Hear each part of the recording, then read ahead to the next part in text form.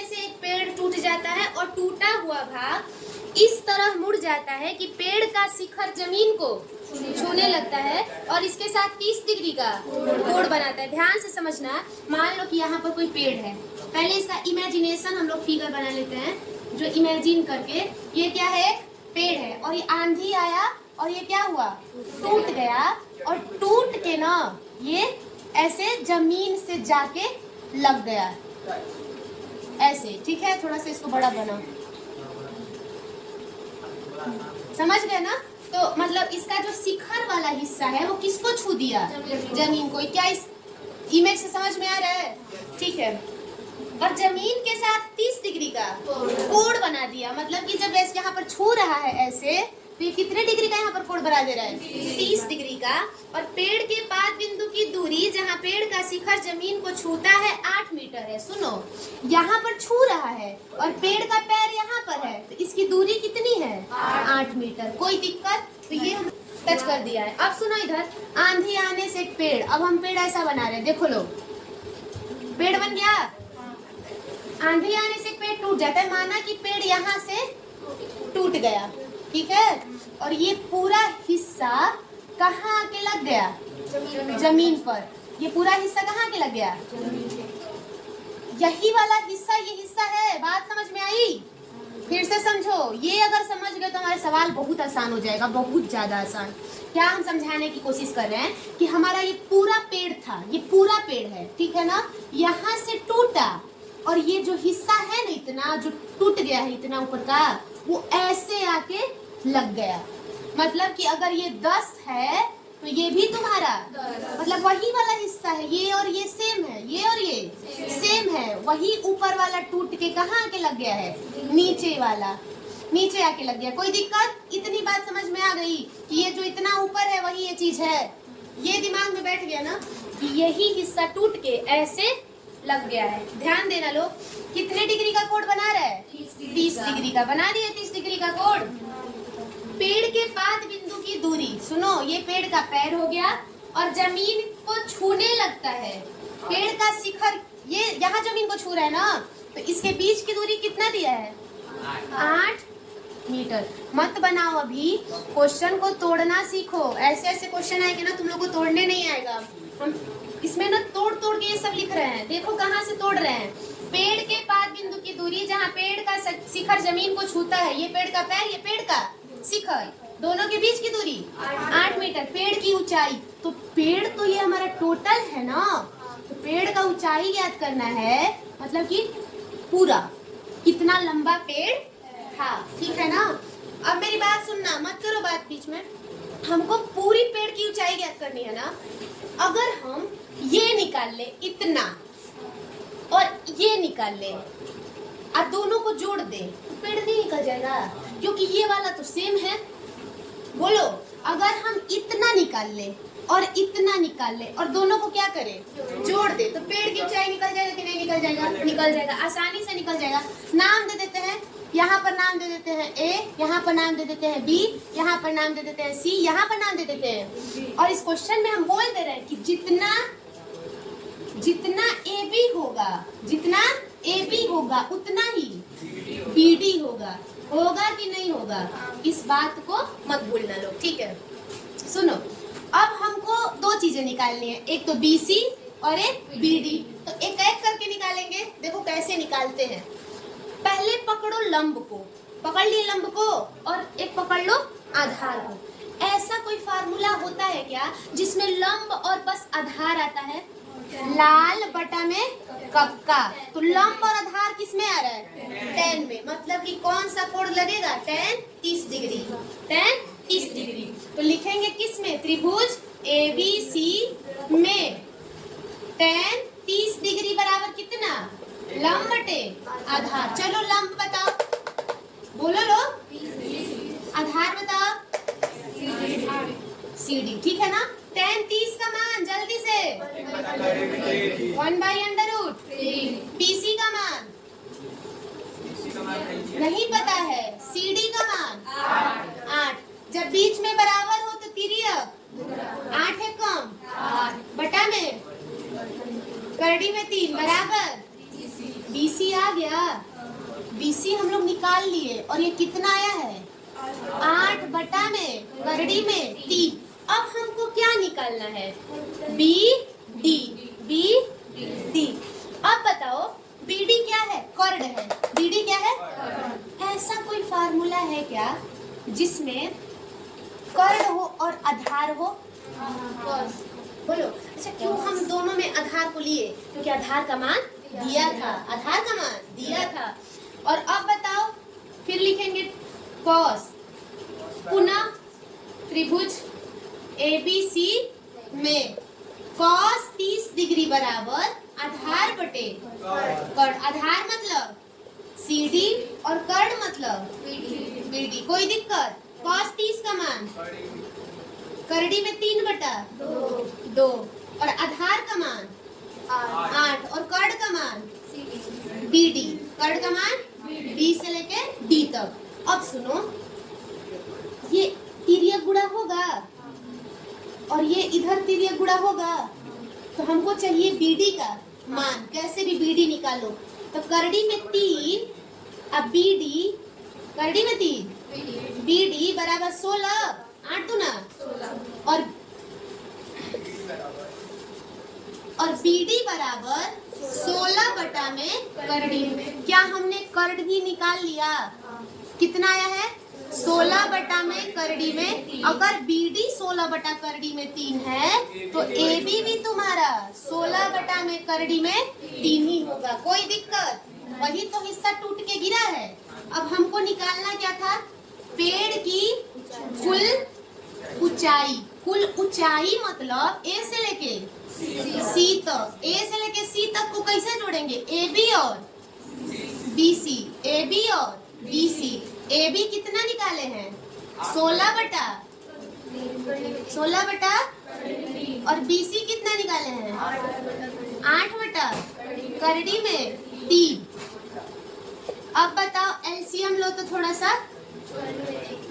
LCM होगा करड़ी में 3 और 16 धन AC बराबर 16 8 कितना होगा? 24 बटा में करड़ी में 3। 24 को क्या लिख सकते हैं? 8 गुणे 3 बटा में करड़ी में 3। अच्छा, 3 को तो लिख सकते हैं ना हम लोग। करड़ी में 3 गुणे करड़ी में 3 को लिखा जाता है ना, क्योंकि करड़ी में करड़ी का गुणा होता है तो करड़ी हट जाता है। और एक करड़ी में 3 से एक करड़ी में 3, तो क्या आ गया? 8 करड़ी में 3 मीटर। एक ठेकेदार बच्चों को खेलने के लिए एक पार्क में 2 फिसलन पट्टी लगाना चाहती। फिसलन पट्टी मतलब समझ रहे हो? वो सरकने वाला जो स्कूल में होता है, पार्क में होता है। 5 वर्ष से कम उम्र के बच्चों के लिए ऐसी फिसलन पट्टी लगाना चाहती है जिसका शिखर 1.5 मीटर की ऊंचाई पर हो। मतलब समझो, कुछ ऐसा चित्र होगा क्या? पहले हम लोग इमेजिनेशन वाला चित्र बनाते हैं।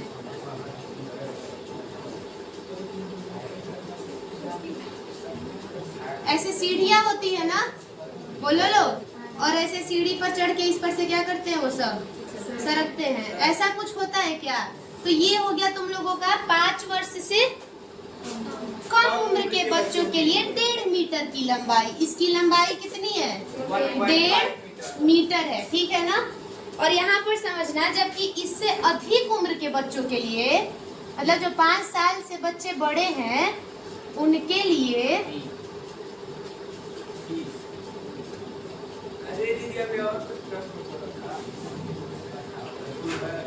लिए ऐसा थोड़ा सा बड़ा, ठीक है ना। उनके लिए, हाँ सीढ़ी है, उनके लिए 3 मीटर। तो क्या इमेजिनेशन वाली फिगर समझ में आ गई? हाँ, मतलब 5 वर्ष से छोटे बच्चों के लिए छोटा और 5 वर्ष से बड़े बच्चों के लिए बड़ा। तो इसी चित्र को हम लोग बनाएंगे दोबारा। बंद करो पंखा। चलो इधर देखो, ये हम लिख दे क्या? 5 वर्ष से कम उम्र के बच्चों के लिए।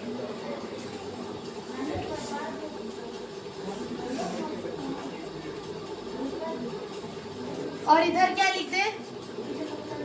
5 वर्ष से अधिक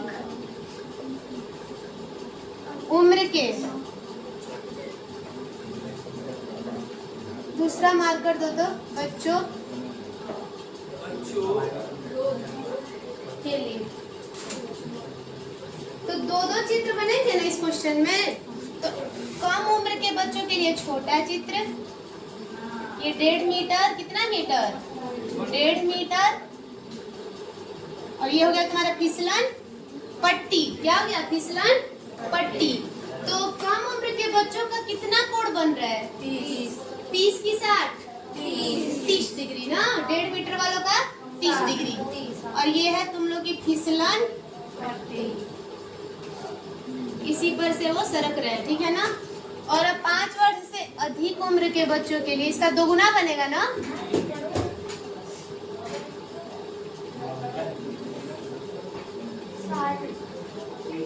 ये कितना मीटर,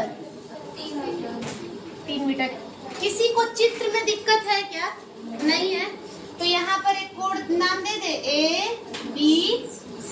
किसको दे दे, P Q R, P Q R, ठीक है ना। और यहाँ पर कितना डिग्री का कोड बन रहा है, 60 डिग्री का कोड बन रहा है। कोई दिक्कत नहीं। हमको निकालना क्या है, प्रत्येक स्थिति में फिसलन पट्टी की लंबाई। सुनो लोग, ध्यान से समझना।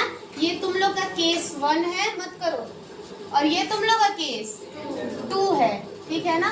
तो केस 1 में हमको क्या फाइंड करना है, BC नहीं फाइंड करना है, AB फाइंड करना है, फिसलन पट्टी की लंबाई। तो केस 1 में AB बराबर क्वेश्चन, और केस 2 में PQ बराबर क्वेश्चन मार्क। तो हम लोग किस त्रिभुज में बात कर रहे हैं, त्रिभुज ABC में, इधर त्रिभुज PQR में। और अब मेरी बात सुनना, पहले पूरा फोकस तुम लोग का रहना चाहिए कि हमको दिया क्या है, लंब। दिया क्या है, लंब। इसमें क्या दिया है, लंब। लंब दिमाग में बैठ गया, ठीक है। निकालना क्या है, कर्ण। इधर क्या निकालना है, अब लाल बटा कक्का से ऐसा कौन सा फार्मूला होता है जिसमें लंब और कर्ण आए, साइन। मतलब इधर भी साइन, इधर भी साइन। अब यहाँ पर लगा दो साइन थीटा बराबर लंब बटा में, और लंब मतलब AC और कर्ण मतलब AB, ठीक है ना। तो थीटा की जगह कितना डिग्री, 30 डिग्री। लंब बताओ कितना, 1.5। लंब बताओ। और AB की जगह AB तो पता ही नहीं है। साइन 30 की वैल्यू 1/2 तिर्यक। तो AB एक कम, और 2 गुणे 1.5 मतलब 1.5 का दुगुना। तो AB बराबर 3 मीटर निकल गया। ऐसे ही इधर निकाल लेंगे, समझो। साइन थीटा इक्वल टू लंब बटा में, और लंब बताओ PQ नहीं PR। कर्ण बता दो PQ। यहाँ पर कितना डिग्री, साइन 60 डिग्री। PR की वैल्यू बताओ 3, और PQ नहीं पता, साइन 60 का मान बराबर 3 बटा में PQ का मान निकालना है ना। PQ इधर आएगा तो क्या हो जाएगा, करड़ी में 3 PQ, और बराबर 3 दूनी के 6। PQ बराबर 6 बटा में करड़ी में, क्या करड़ी को नीचे रखे, नहीं ना। 6 को क्या लिख दे, 2 गुणे 3। 3 को क्या लिख सकते हैं, 2 गुणे करड़ी में 3 गुणे, और 1 करड़ी में 3 से 1 करड़ी में 3। आंसर 2 करड़ी में 3 मीटर। आंसर मिला लो बुक से।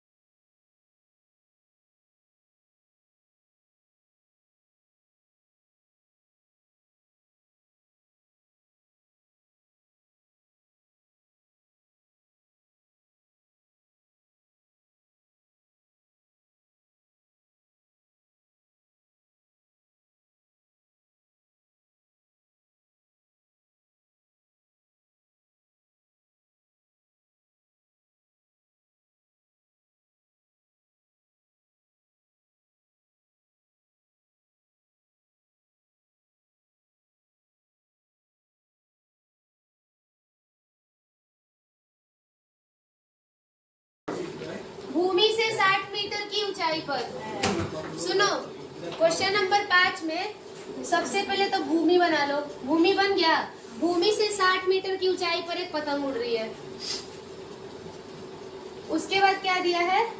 पतंग में लगी डोरी को स्थायी रूप से भूमि के एक बिंदु से बांध दिया गया है। भूमि के साथ डोरी का झुकाव 60 डिग्री है। यह मानकर कि डोरी में कोई ढील नहीं है। डोरी की लंबाई ज्ञात कीजिए। अब बताओ लोग, डोरी का लंबाई ज्ञात करना है तो डोरी तो ऐसे होगी और पतंग की ऊंचाई दे दिया है, कितना है?